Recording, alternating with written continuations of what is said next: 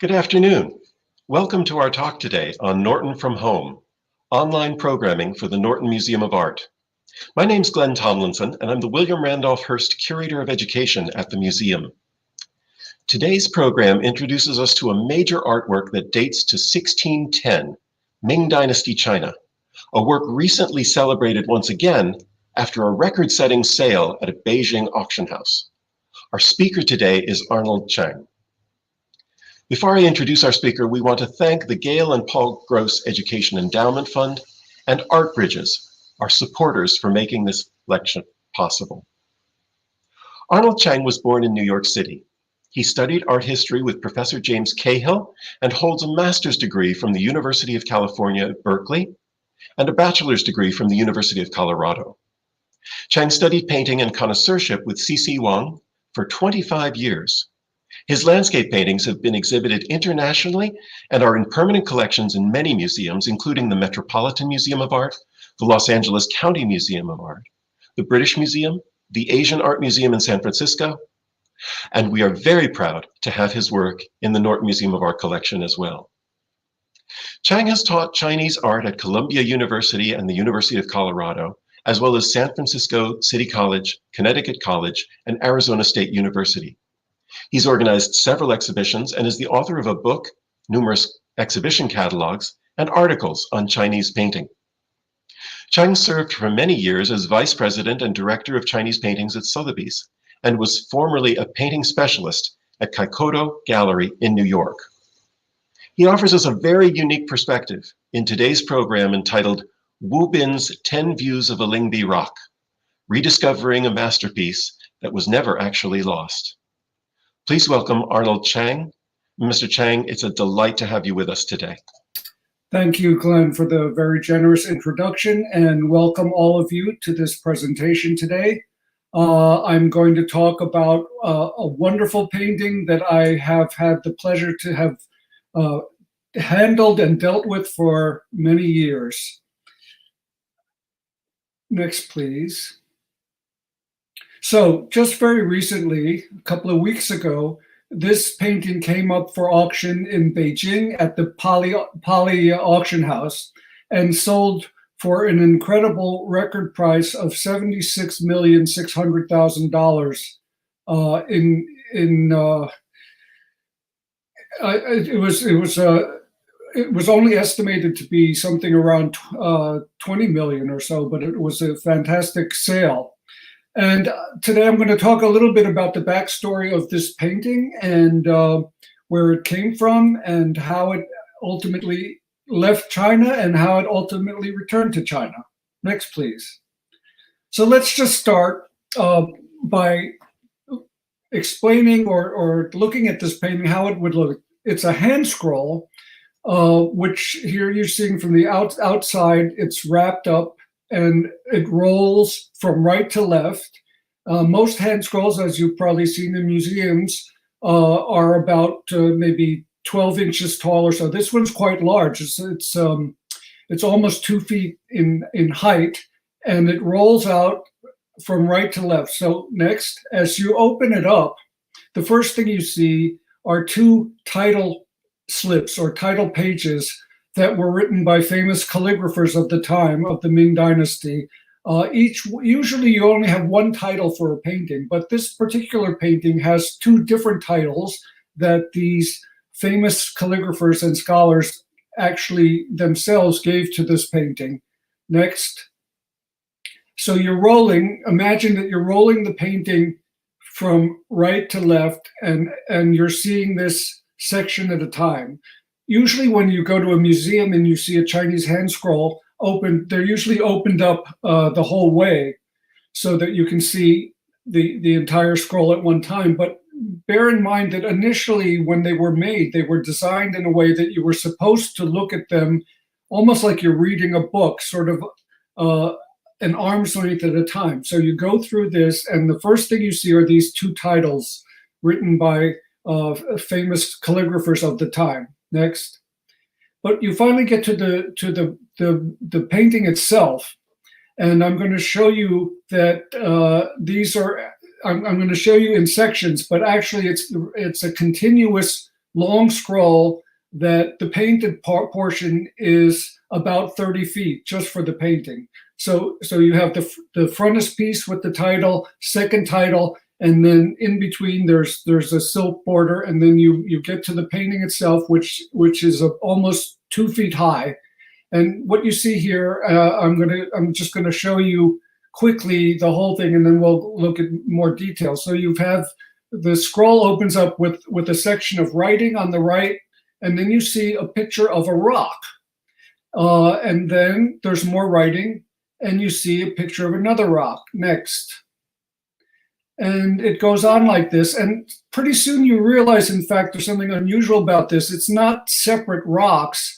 It's actually different views of the same rock. Keep going. Next. Next. And we'll look at these in a little bit more detail later. Next. So here you see the last two sections, in fact, are the base of the rock. Next, please. And as I say, we'll go through that a little bit more detail. And that section, the painted section, as I say, about 30 feet long. And then you have, following that, another whole section of writing, which in itself is probably another additional 30 feet. And it starts with what we call a colophon, which is an inscription by this gentleman named Mi Wanzhong, who was a famous collector, scholar, a writer, a high official whose official positions took him all throughout China, and he had an opportunity to travel quite a bit. And following his inscription, there are other colophons by lots of famous Ming and Qing dynasty writers, including some very famous ones. One of them named Dong Qichang, who was a painter, theoretician, high official and scholar, Chen Jiru, etc. A total of 10 additional people. And the last one is a Manchu man named Qi Ying, and his dates are 1787 to 1858. So the whole object takes us all the way to the middle of the 19th century, and we'll go into that a little bit later. Now, Mi Wanzhong, the reason I'm starting here is because not only was he a famous scholar and important official, but for our purposes, the most important thing about him was that he was a collector of rocks. And not just ordinary rocks that you might find on the ground. The Chinese loved to collect rocks, and particularly in the Ming Dynasty, there was a craze for rock collecting. And these are rocks that tended to be the size that you could put on a table. So they loved the crazy, fantastic shapes that rocks sometimes come in. And Mi Wanzhong in particular was one of the most serious rock collectors. And in his travels throughout the provinces, it was known that this man was a very serious rock collector. And you know how all collectors are; they're always competing with each other. And Mi Wanzhong wanted to have the best collection of rocks anywhere. So everywhere he went, people knew that this guy was a real serious collector, and they would bring unusual specimens to him. Now, rocks could be desirable for a lot of reasons. Generally, it's because they had interesting shapes. Sometimes they might be shaped like an animal. Sometimes they were very tall and skinny. And sometimes they had beautiful coloring and beautiful surface patterns. And Mi Wanzhong had a fantastic collection of all different kinds of scholar rocks. But one day, in this colophon here, he relates the story about his love of rocks and the reason why this painting came about. Is because at one point he found the most magnificent rock that he'd ever seen. And he was so enamored of this rock, he loved it. You could say he was obsessed with this rock. And he loved this rock so much that it wasn't enough just to own this rock. He wanted people to know about this rock, and he wanted to record the beauty of this rock for posterity. So he wrote about his rock collection, his love of rocks, and about this particular rock. But he loved this one so much that he wanted to have a portrait done of the rock. But this rock was so fantastic because it had a wonderful surface. And the thing about this rock that was really amazing is that, ordinarily you could have a rock that was beautiful from one angle and, or maybe had a beautiful surface. This rock was just perfection. No matter how you turned it, no matter how you looked at it, it was beautiful. So he had to not do just, there have been, in history, there have been lots of paintings of rocks, but this one was so special, he needed to do it in a special way. Next, please. So this is just, in my collection, just an ordinary kind of a scholar's rock that sits on a table. And this one is nice because of the shape. And you see how there's a wooden stand that was made so that you can really show it in its best light. But my rock is really only good from this particular angle. Mi Wanzhong's wonderful rock was beautiful from all different angles. Next, please. So Mi Wanzhong himself was a very talented and very good painter of landscapes. This is a huge painting by Mi Wanzhong himself in the Stanford University Museum at the Cantor Center. But he knew that for this particular project, he would have to find somebody special to do justice to the portrait of this rock.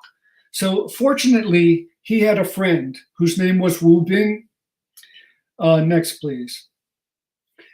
Now, the interesting thing about this is that if you go to the standard history of Chinese painting in Chinese language, Wu Bin does not appear as a very important character. He's not one of the most famous artists of the Ming Dynasty. And if you look up his name in the artist dictionaries of that we use as standard references, it does list Wu Bin, but there's not a whole lot of information about him. We don't even know his birth dates and his death date. And we know that he was a follower of Buddhism. But in most art histories, Chinese histories, he wasn't considered one of the top level artists, and he was considered a professional painter. And he's given credit, but basically not really one of the main names that you would know. It was really the scholar James Cahill, who I had the honor to study with, who kind of rediscovered Wu Bin. Back in 1967, he did an exhibition at the Asia Society Gallery, in which he featured a lot of artists from the late Ming and early Qing, that is the 16th, 17th century into the 18th century, who were undervalued from Chinese point of view. They were not really considered to be mainstream. So even back in 1967, Cahill was writing about Wu Bin. Next. And in 1970, there was the first international symposium of Chinese painting in Taipei, in the Palace Museum in Taipei. And Cahill, you can see Cahill in the photo on the lower right. He's dozing off, probably from jet lag. And also in the photo on the left, there's the great painter Zhang Daqian with the long white beard. So all these people came to this international symposium. And one of the things that Professor Cahill did at the time was he organized a show of Wu Bin's work, because Wu Bin had not really been recognized, even though the National Palace Museum in Taiwan has a large collection of his work. And Cahill borrowed works from private collections as well, and gave Wu Bin his sort of first one-man show. And it was really through Cahill's writings and Cahill's appreciation of Wu Bin that people began to take notice of him. Next, please. As it turns out, in America, we actually know quite a bit about Wu Bin. There are a lot of nice, very fine paintings by him in American museums. Here's a 16 Lohans painting in the Metropolitan Museum. Next. And he was very good at two types of subjects. He liked to paint Buddhist subjects. As I said, he was a follower of Buddhism. Next, I'll show you detail of this. And he painted figures, Buddhist figures, arhats, and all kinds of mystical Buddhist figures, and he painted them in a very kind of otherworldly manner. They're not exactly realistic, and sometimes the figures are distorted, and they're very, very strange, which was part of his style. These are actually two leaves from a set of albums, album leaves that are very large in scale. But also notice that he puts these Buddhist figures, these lohans and other figures into the strange landscape setting, and his treatment of the rocks is particularly unusual. Next. Here's another Arhat painting in the Cleveland Museum of Art. This is just one section of a very long hand scroll. And you can see how he distorts the figures and also some of the landscape elements. Next. Here's another section. Next. He's also known for his landscape painting. Another painting in the Cleveland Museum of Art is a very long hand scroll dated 1600, relatively early work, where you can see he has mastered the technique of Chinese landscape painting. Next, look at a couple of details. And this section is rather conventional, rather traditional and tame. Next. But in certain areas, it starts to get a little crazy, and he's playing with space. He's sort of likes to juxtapose these rock forms in ways where you can't really tell what's in front and what's in back. They flatten out, and yet he does create a sense of space. So he's playing with the sort of 2D and 3D at the same time, and creating landscapes that are on the one hand are plausible as actual places, but on the other hand, they look almost like Fantasyland kind of scenes. Next. And here's the last section of it. Next. Now, what he's most famous for probably are his large paintings of landscapes. Here's a very huge painting in the Asian Art Museum of San Francisco. Next. And as you look at this, I'm going to read what Cahill wrote about it back in 1967, writing about Wu Bin's work. The creation of the fantastic landscape mode by Wu Bin might be understood as an expedient, consciously adopted or not, of the conservative artist who finds that the kind of painting he is trained and inclined to produce is falling into discredit, and who sets out to compensate for the lack of excitement in the basic style by increasingly wild flights of imagination. Whatever the motivations we read into it, the picture violates plausibility so flagrantly as to occupy the furthest extreme from landscape of the Song period, when Li, natural order, ruled in art as in nature. Solids evaporate into space. Ambiguous definitions of surface unsettle the eye as it moves over them, and the towering construction of spires and cliffs, like the creation of some titanic, demented sculpture, balances on an absurdly narrow base. With a twist in vision and a vast reduction in scale, one can turn it into one of the bizarre stones that the Chinese scholars sought out in nature to put in their gardens or on their desks. Next, please. So Cahill is pointing out that these fantastic landscapes resemble the kind of bizarre stones that these artists and collectors liked scholars like to collect. Here's a couple of other examples. National Palace Museum in Taipei. Next. And you can see each one is a little bit different. So he's turning these. The reason why they look so fantastic is that they're not really believable as real scenery, but at the same time he's capturing a kind of essence of the way mountains grow, and they really do look like they're in some kind of a fantasy land. Next. Here's an example where he's combining the figures, the Buddhist figures, into a landscape. There's also a dragon in this one, and one of the things he likes to do is play with the idea of space. So on the surface, it looks like surface patterns, very flat, but it's meant to be read as these figures sitting at various distances from one another on the rock. Next, please. Here's a detail. And you can see technically he's a brilliant technician, but there's always something beyond what he's seeing. There's a certain how shall we say, an otherworldliness about his figures and about his stones. Next.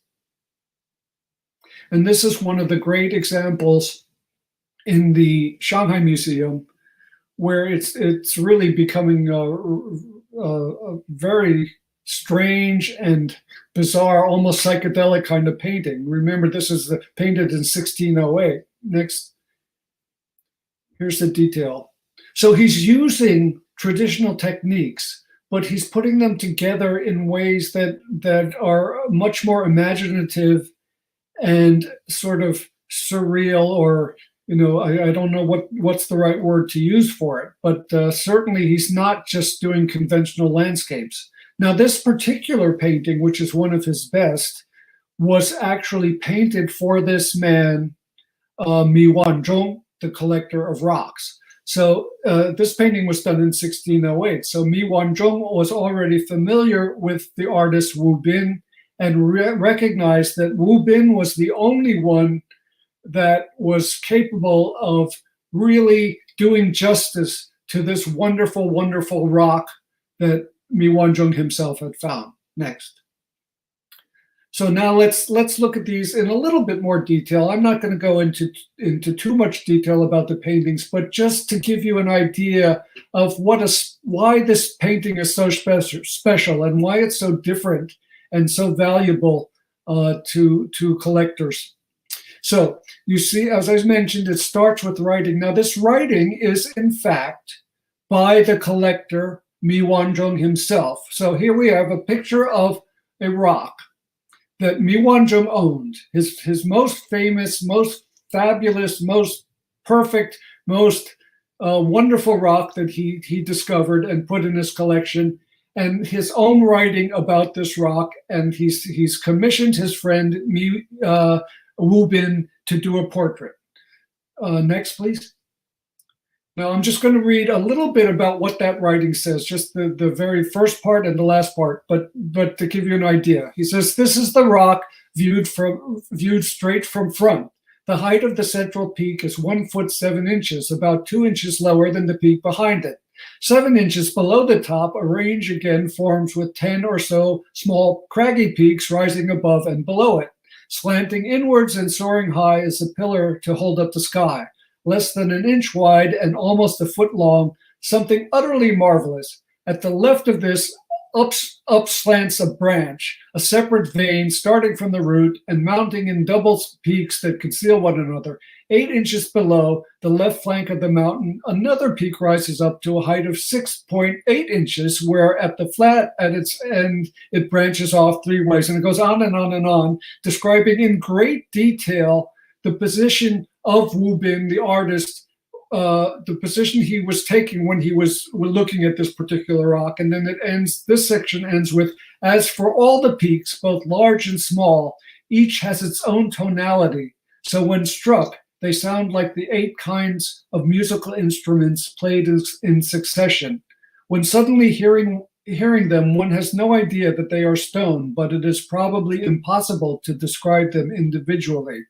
So he has, in great, great detail, for each of these views, he's laid out exactly what the artist is seeing. And in this particular case, at the end, he mentions that, in fact, this is a stone that if you hit it with a hammer or a hard instrument, a metallic instrument, you hear different sounds. And the title of the painting is Lingbi Rock. And Lingbi was is actually a place name in Anhui province that is known for this particular type of rock that's very dense and is melodious when you hit it with a hard hammer or a hard object. So next, please. So for each of these sections, he's describing the point of view of the artist, and it's really quite amazing. Next, and we'll just go through these. So you can imagine that this rock is being turned. As it turns out, he invited Wu Bin, this painter, to work on this rock, and Wu Bin came and visited Mi Wanzhong in his studio, and he stayed there for an entire month just looking at this rock and studying it and holding it and caressing it until he felt that he became one with this rock before he even started it. So there's really an incredible relationship between the collector, Mi Wanzhong, the artist, Wu Bin, and the rock itself. So it's really a kind of fantastic collaboration. Next, please. And as you look at these details, you realize that the way it's painted is absolutely extraordinary, because you could actually, it's almost like a blueprint. When you combine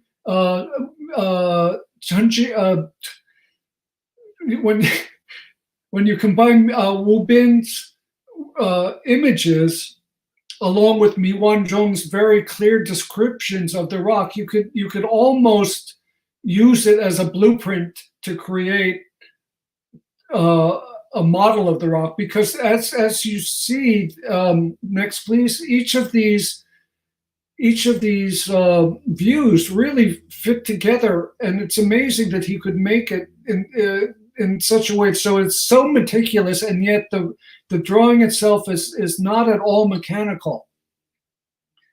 And you can see how, if you look at them one by one, it really does seem to fit together. And presumably this was life size. Next.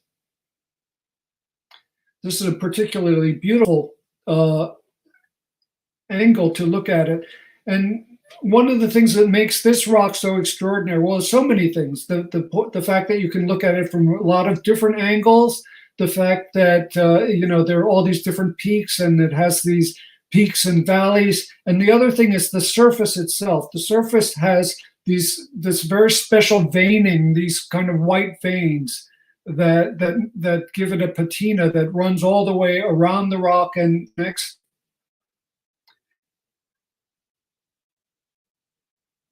So no matter what angle you look at it, it's a fantastic looking thing. Next.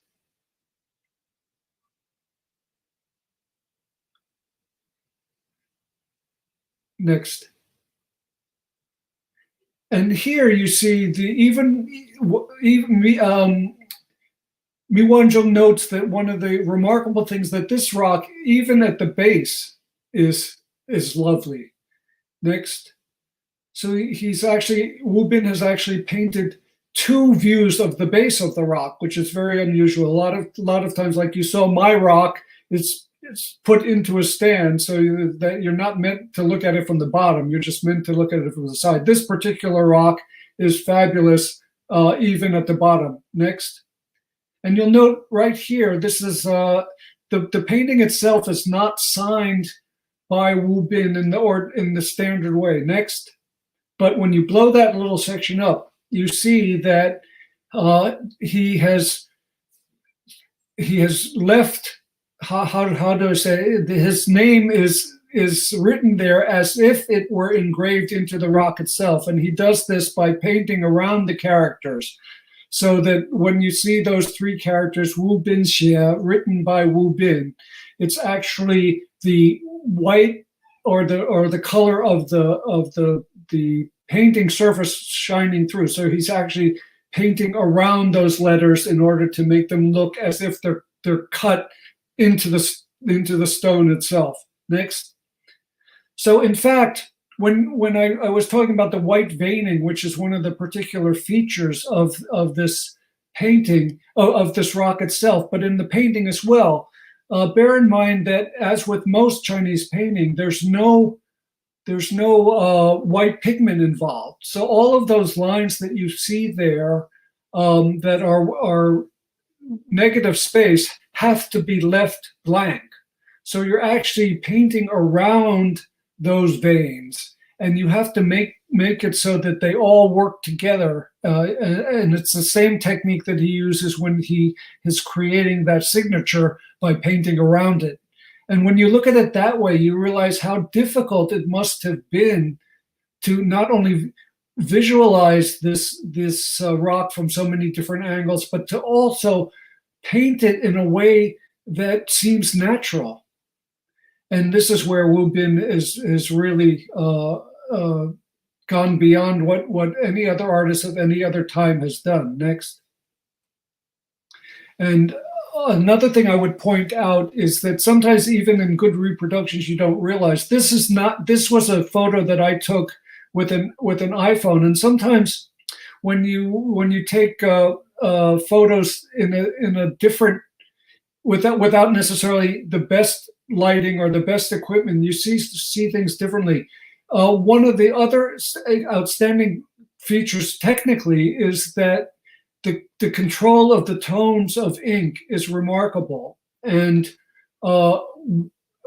I surmise that what Wu Bin probably did was use two different types of ink.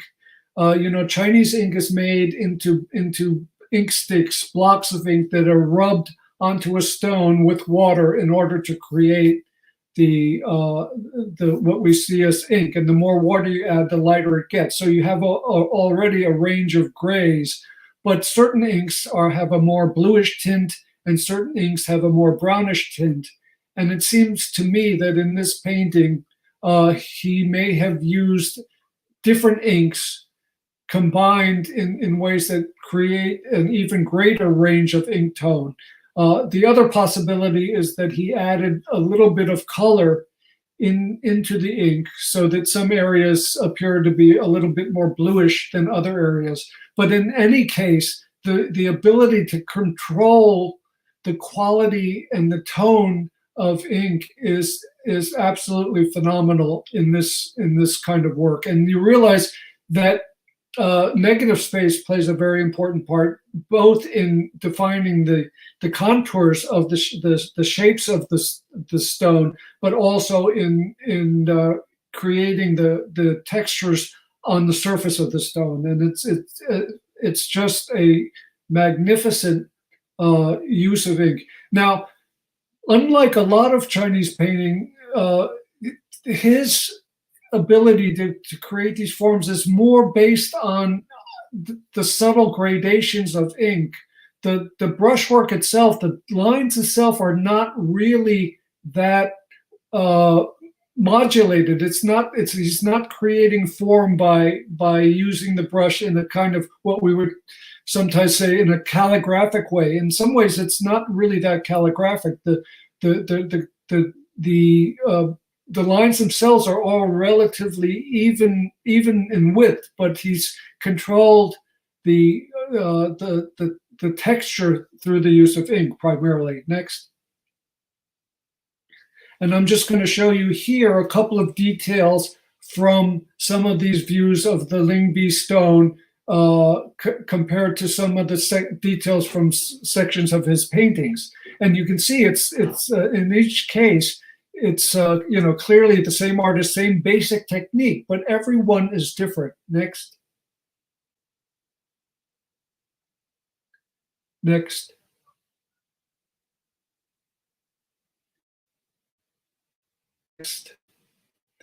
So actually go back to the previous. We'll get to this in a minute. So as I'm going through this, please, you're welcome to post some questions in the comments there, and we'll try to answer them later. So don't be shy. I know there's a lot of ground to cover, and I may not have explained things too well. But I think the most important thing to imagine is that this painting, which was done in 1610, was first of all, I see it as not only a great Chinese painting, but a great work of conceptual art. The whole idea of painting a portrait of a rock, that already is a pretty cool idea. But the idea of having 10 views of the same rock in the same painting, along with a very detailed description of each view, plus a long explanation of where the rock came from. And then Mi Wanzhong was not even satisfied to have the painting of the rock and to have the rock itself. He wanted to share this with his friends and with the world. And he invited all of his famous friends to write columns, write inscriptions after this painting that then become part of the object itself. And it goes all the way down through history into the 19th century. So I just find the whole object is not just beautifully painted, but conceptually it seems so modern that it's hard to believe that this was created in the early 17th century. All right, so next. Now I'm going to give you a little bit of the backstory about my experience with this painting.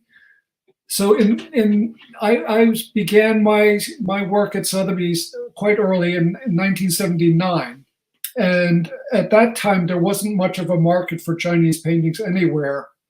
And gradually working with C.C. Wang, who was my teacher, but also happened to be a consultant at Sotheby's at the time, we gradually built up the market for Chinese paintings, sort of step by step. Now, in February of 1989, I received these two letters. Back in those days, this was way before digital photographs and email and all that. People used to send photos of their property in whatever department, Chinese service or whatever it may be. They would send us photos to get our opinions about estimates and whether they were things that could be auctioned. And most of the time, especially with Chinese paintings, it was really, I rarely got anything in the mail that was significant, but we did our best to try to find good things. And gradually, step by step, we were able to create a market. So in 1989, I received these two letters, and I've blanked out some of the information so that I'm not, revealing anything that's secret. But they're very strange because clearly they were typed on the same typewriter. They misspelled my name. They misspelled Sotheby's in the same way. The Chinese handwriting is clearly written by the same person. And one of them was from a Wang, and one of them was from a Li. So I'm not giving you much of a hint there. There's many Wangs and Lis, so I don't think I'm telling any secrets here. And these letters came to me at roughly the same time from California. And this was a typical kind of thing that we got, letters saying, I own this and I have this and that, and I want to know what it's worth. Next, please. But this one was interesting because there was quite a number of paintings, photos of paintings, snapshots. In those days, of course, as I said, before digital images, you had to take snapshots. You had to have them, the film developed and then send it off. So I received two packets from two different people, presumably, supposedly two different people. And in one of them was this photo that you now, or this series of photos that you now recognize as the Wu Bin painting. And you could always tell when you were getting photos from somebody who was not really a knowledgeable collector, because when they took details of hand scrolls like this, they always tended to paste them or glue them or tape them together so that you could see what the whole thing was. Now, of course, for those of us who are familiar with this field, you wouldn't have to paste them. So he sent photos with these sort of manila files with the images, with the individual photos sort of pasted on top. And there were some other good paintings and some fakes, and it was a mixed bag. But when I saw this, I was just flabbergasted. Now, bear in mind that I had studied with Cahill, and Cahill was the one, he jokingly said at one point that I invented Wu Bin, because he had rediscovered this artist that the Chinese themselves had not really paid much attention to. So I was very, very much aware of Wu Bin's paintings and liked it very much. Cahill was a big fan, and he taught all his students about Wu Bin. So when I saw this, I was just blown away. I said, this is an extraordinary thing. But it was one of those great auction stories where this person had sent the letter and had a phone number for me to call back. So I called back, and my assistant called back. We made many calls back, and different people kept answering the phone. And we asked for, whether it was Mr. Lee or Mr. Wang, and nobody seemed to know who that was. And it was always a different person. So it was a very frustrating experience, because we wanted to find out more about these paintings. And so it was several months before then we wrote a letter back saying, I'm very interested in seeing these. When can we arrange to fly out to California or whatever?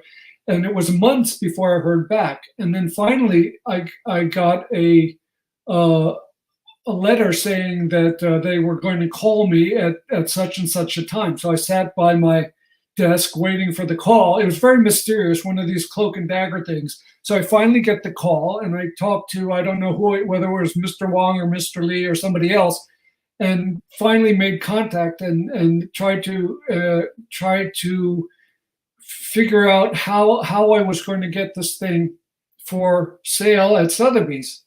And finally, after hours of phone conversations explaining the process of auctioning and how it worked and what you had to do and the estimate and the catalog and all this kind of thing, finally they agreed, okay, you fly out to San Francisco. So I booked a flight the next day, flew to San Francisco. These three people picked me up in a car. These three Chinese people picked me up in the car and drove me somewhere. So I didn't ask a lot of questions, and we looked at the paintings one by one. I didn't let on that the one that I was most interested in was this particular hand scroll. And after spending a whole day with them, talking, and finally they bring out the hand scroll, I look at it, and you talk about authenticating this kind of thing, and basically you open it up, you see the frontispiece, you see the painting. It took like 3 seconds to know that this was a genuine, wonderful painting. And then it took me hours and hours and hours to convince them that what they wanted to do was give it to me to sell at Sotheby's for them. And I said, well, what do you think it's worth? And the first thing out of his mouth is, it's $1 million. And at that time, I had never sold a Chinese painting for $1 million before. And so I had to spend the rest of the time convincing them that, yes, I thought maybe it's worth $1 million, but in order to get $1 million, you have to estimate it lower, and on and on and on. Next. Really, it was a question of getting their trust rather than really authenticating the painting. Really wasn't an issue. It was really getting them to have faith that selling it at auction and through Sotheby's was the right way to do it. So finally, they agreed to let me sell it. I hand carried it back or I met them in the San Francisco office the next day. We did up the paperwork. I hand carried it back to New York, put it on the cover of my December 6th catalog. Next. And did a simple job of cataloging it.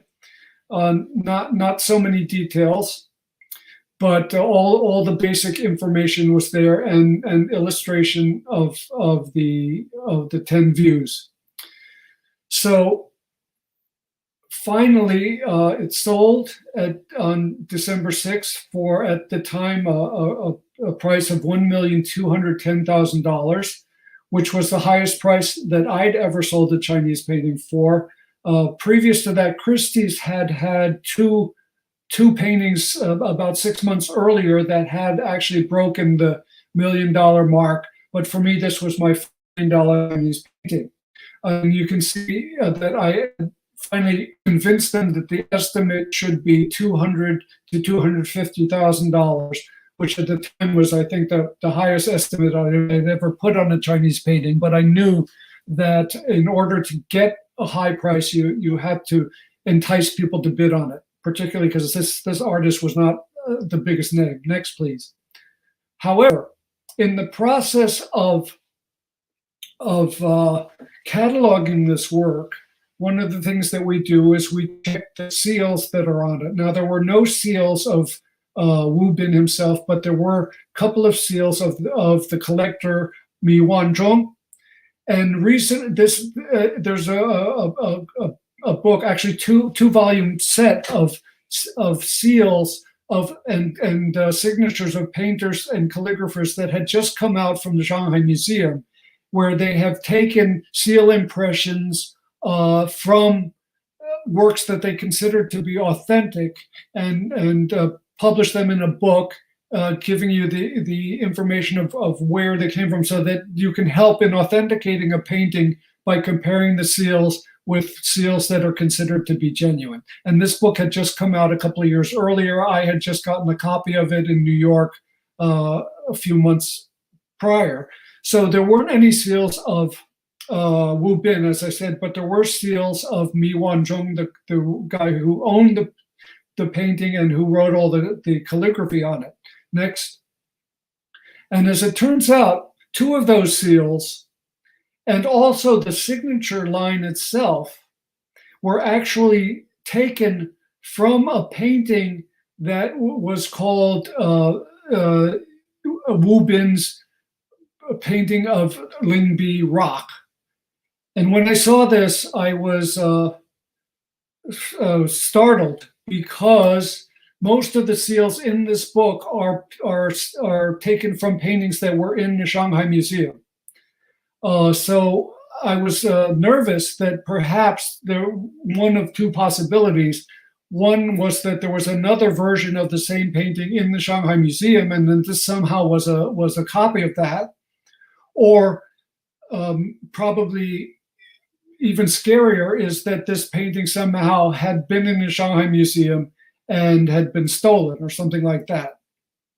So I got a little worried. I checked before the sale. I checked with our legal department at Sotheby's, and basically their attitude at the time was that, well, it was consigned in America, and there's no proof that this was stolen, so go ahead and sell it. It's nowadays I think they would be a lot less cavalier about it, but in those days they weren't.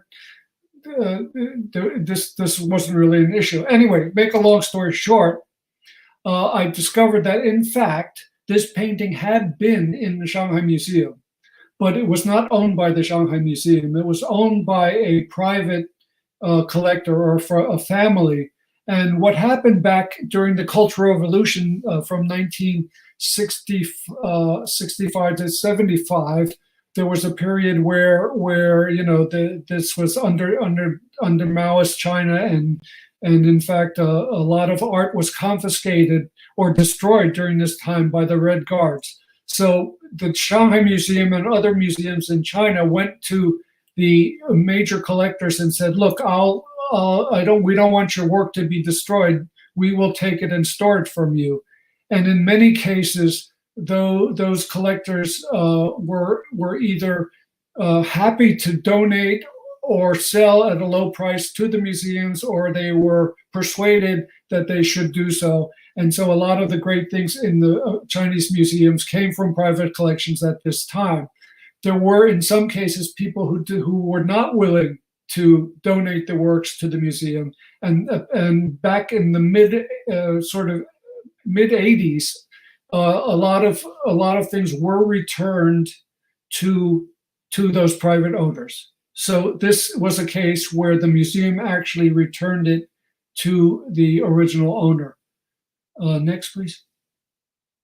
And in fact, a few years later, in 1990, there was a series of, I think, 27 volumes of called Illustrated Catalog of Ancient Works of Chinese Painting and Calligraphy, where small pictures of works that were in museum collections were illustrated with the listing, and also comments by these were authenticated works. So there's a group, an authentication team that went throughout China and decided which works were genuine and so forth. And in the index to the volume 3, this particular painting is mentioned, but as you see, there's no information on it. So it's only the title of the painting. So somewhere between, this actually makes sense, because the painting was probably returned to the family in the 80s, and then they decided to sell it in 1989. Next, please. So since then, I should mention that at the time, in 1989, in December, it sold for a hammer price of 1.1 million. With the buyer's commission, it ended up being $1,210,000. And at the time, the three buyers were, the underbidder was Paul Moss, who was a London dealer bidding on behalf of American collector. And then Robert Ellsworth was also bidding on it. He was a big dealer of Asian art based in New York. And the winning bid was an American private collector. So the interesting thing was that even though it was selling for such a high price, there were no Chinese buyers, no Chinese bidders at all at that time. And since then, the painting has been exhibited many times. And here is a photo of Chen Yunru, who was a curator at the National Palace Museum in Taiwan, and Stephen Little, who's curator at LA County Museum, viewing this painting at the previous owner's previous collector's house. And you see right there in the back in the distance, there's a next, please. I mentioned that this painting, combined with the text, was almost like a blueprint for creating a model of the stone. And what the previous owners in fact did was, presumably using computer like a CAD program or something, were able to reproduce and make a model based on the painting. But you'll see that the one thing that they couldn't reproduce was that kind of surface veiny quality. But it just shows you how amazing the painting was and how accurate these different views were. Next. And so it's been on view in several museums, and I've had a chance to see it over the years. The most recent time it was in LA County in January of 2018. And then it made its way back to China. Next. And it ended up, after all this time, Wu Bin returns to China, and this recovered masterpiece that people didn't know about suddenly has resurfaced. And then it's interesting because it resurfaced in 1989. And I should say that the reason why it was returned to the owners at that time was, as I mentioned, the Chinese themselves did not have that great an appreciation of Wu Bin's work. So if it had been something that they considered really, really a level of a great masterpiece that they should own, they probably would not have returned it. So it was their own lack of appreciation of that particular artist's work at the time, combined with the fact that Westerners really did appreciate Wu Bin, that led it to be sold in New York in the first place. But times have changed, and now because of this painting, I think obviously selling for $76 million, I think the tastes have changed. I think a lot of younger ink painters have an appreciation for the brilliance of Wu Bin and the sort of conceptual ideas that this painting represents. And also, I think it also gives credit to the Western scholarship that the Chinese now are also taking into account and learning from what Western scholars have discovered, and not necessarily following the old-fashioned ideas about Chinese painting. So I think I will end here. I'm sorry if I took a little bit too much time. Please do. There's still you can still ask questions on the comments line, and I think at this point I'll turn it over to Laurie Barnes, who will help with the questioning portion. Thank you very much. Thank you, Arnold. 10 Views of a Lingbi Rock is made available free of charge thanks to the generous support of the Friends of Chinese Art. If you aren't already a member, we invite you to become a member today. There is one question, Arnold, that I think you might like to clarify a bit. It says, yes. Yep. The question is, did you say that white wasn't used in Chinese painting? If not, why was that? Well, I won't say that white is never used in Chinese painting, but in most of the what we call ink painting, there is very little use of white, and the paper itself or the painting surface is used wherever one would expect to see white. So if you think, when you look at these paintings with waterfalls or with cloudy mists and things like that, it's when you see the white portion, it's actually the paper itself shining through, and so you actually have to paint around it, which makes it a little bit tricky. But certain types of Chinese painting, white is used, but for the most part in landscape, it's not. Along those lines, you spoke about different kinds of colors of ink, and that perhaps there were two different kinds of ink, and then you said perhaps added color. Have you seen this in any other of Wu Bin's paintings or other artists' paintings? Yeah, I think that's one of the most interesting things is the range of ink tonality, and it's only because I myself am a painter, and at one point I started experimenting with having using at this, simultaneously two different inks, because certain kinds of ink are more bluish in tint, and certain kinds are more brownish. And I realized that if you have both of them side by side, you can really create an incredible range of grays. And when I look at this Wu Bin painting, I realized that the way you get grays is to add more water. So there's already a range of grays, and the Chinese say that the ink contains 5 colors. But if you're using inks that are slightly different in tonality, when you add water, you'll get a whole different range of grays. And I think he was doing something like that. And you do obviously see that.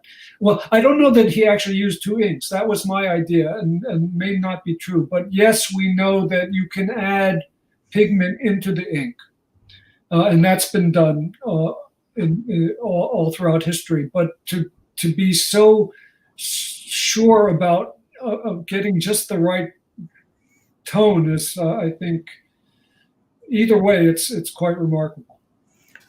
Are there different recipes for making ink, or is it all pine soot? Well, there's two basic things. Okay, pine soot, and then that's called songyan, and then yoyan is like what's the word when from ink, not from oil when you burn oil. The carbon. Mm-hmm. There's Carbon a black. yeah, lamp black, I guess it's called. Yeah, that's true. So lamp black is the basis for one major kind of ink, and then pine soot is the other, and then it's combined with secret sauce and molded into some cake form, and these are the welcome secrets throughout the. So is the pine soot one cooler in color, and the lamp black? In my experience, the lamp black tends to be a little more brownish. So it is warmer. The pine soot tends to be more bluish. Mm. But there's all kinds of range, and I wonder. Oh, and by the way, many people think that the color that's used in Chinese painting is all ink. It's generally not. It's the ink is the underlying drawing, and then color can be either mineral or vegetable pigments, much like watercolor paint. Well, we are right at our allotted time. So should we try to do it? Is there another question? Great. Oh, lots. Well, answer as many as you want. Okay. Can we assume the location of the original rock is on the original rock? Presumably was destroyed when Mi Wanzhong's garden was destroyed. So we think that's true, and I think one of the reasons he wanted to do this painting was that he may have had the idea that perhaps the rock would not last, and he wanted to have a record of it.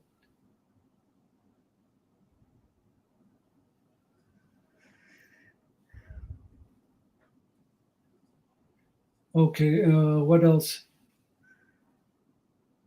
Good reading, or accurate? Does it have any of the fantastic element that Wu Bin was known for? Accurate in what sense? I don't really think that it on one level it's very they're accurate within each other in that there's a consistency of vision, but I don't think it's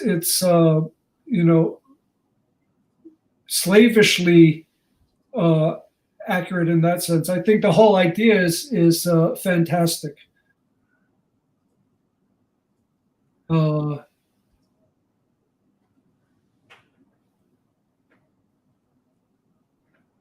Did the success of contemporary painter Liu Dan, who also does amazing paintings of rocks, contribute to the high price at auction? I suppose so, but I think the point being that Liu Dan and a lot of the contemporary artists do like to paint rocks, and they have an appreciation of Wu Bin. So I would look the other way. Yeah, in a way, it's true. That the aesthetic has changed, and I think that modern people are more willing to accept the greatness of Wu Bin. He sort of was ahead of his time. I think that's one of the reasons why in China he wasn't that greatly appreciated. Number one, partly it was due to his status. He wasn't a true literatus. He wasn't a poet. He wasn't an official. But also, I think his paintings were just a little bit too weird for Qing Dynasty people to appreciate, and modern people really have no problem appreciating weird, kind of fantastic looking rock forms. One question was, does he use any other implement other than a brush, do you think? I don't think so. I don't. Well, Arnold, I really appreciate you spending the time with us today to introduce this painting. It's one of my personal favorites, as you know, and I would like to turn the mic over to Glenn to make closing comments. Well, thanks for the invitation, and it's been a pleasure.